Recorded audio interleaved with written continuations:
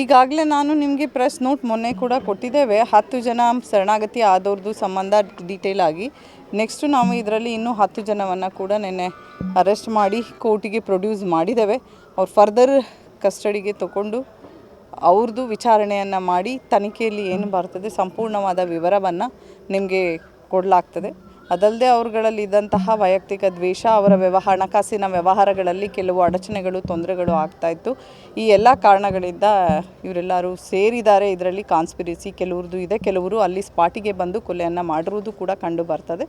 So ನಾನು ಅವ್ರಿಗೆ detail ಆಗಿ ಇಂಟ್ರಾಗೇಷನ್ ಮಾಡಿ ನಿಮಗೆ ಫರ್ದರ್ ಮಾಹಿತಿಯನ್ನು ಕೊಡ್ತೇವೆ.